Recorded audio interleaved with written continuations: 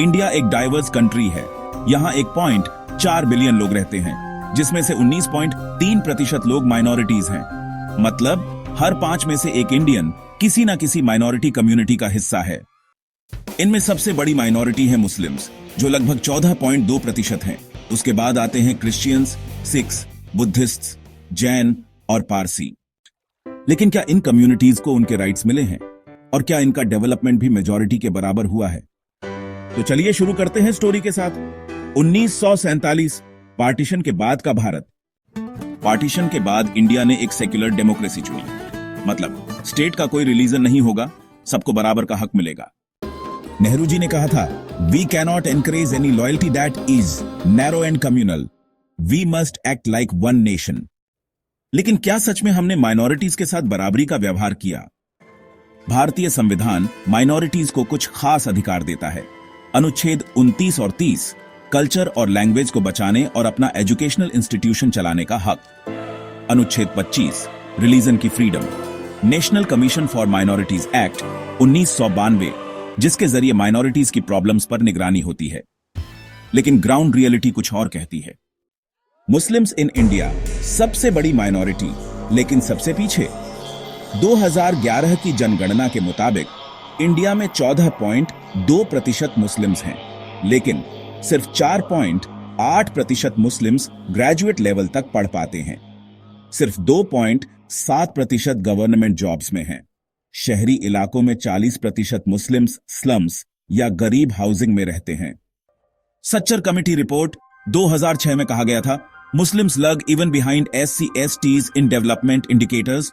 अब सोचिए, सबसे बड़ी माइनॉरिटी होने के बावजूद उनका सोशल डेवलपमेंट इतना कम क्यों है?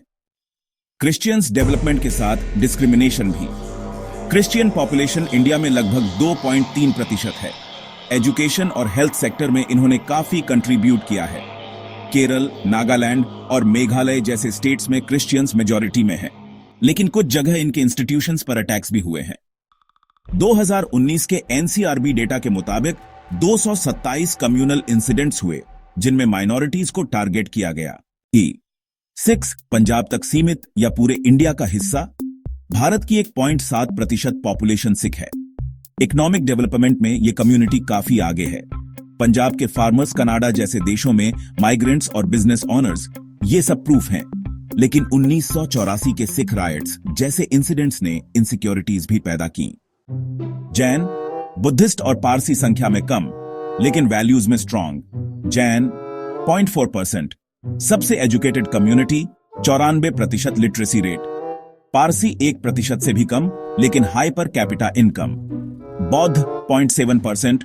ज्यादातर महाराष्ट्र में। डॉक्टर BR अंबेडकर की कन्वर्जन मूवमेंट के बाद इनकी संख्या बढ़ी।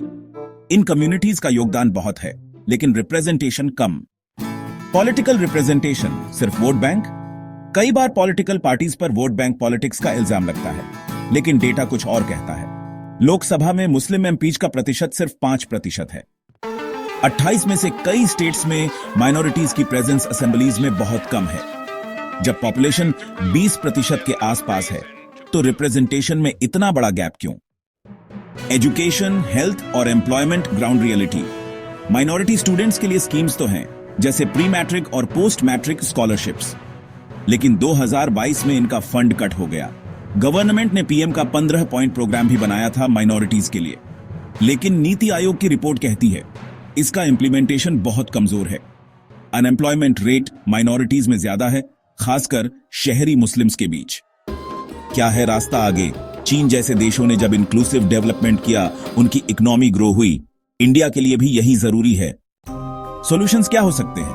माइनॉरिटीज के एजुकेशन और हेल्थ सेक्टर में फोकस्ड इन्वेस्टमेंट, पॉलिटिकल विल और अकाउंटेबिलिटी, ग्रासरूट्स लेवल से अपलिफ्टमेंट, बॉटम अप अप्रोच, और सबसे जरूरी इक्वल अपॉर्चुनिटी। नतीजा क्या निकलता है?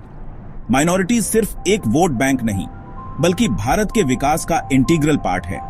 चाहे वो साइंटिस्ट हो, क्रिकेटर, एंटरप्रेन्योर या टीचर, हर कम्युनिटी का एक रोल है। बात सिर्फ नेहरू या किसी एक पार्टी की नहीं है, बात है एक ऐसे विजन की जिसमें हर इंडियन, चाहे मेजॉरिटी हो या माइनॉरिटी, बराबरी के साथ जी सके। अगर आपको यह स्टोरी इनफैक्टफुल लगी तो कमेंट करके बताइए, क्या इंडिया में माइनॉरिटीज को उनका हक मिल रहा है?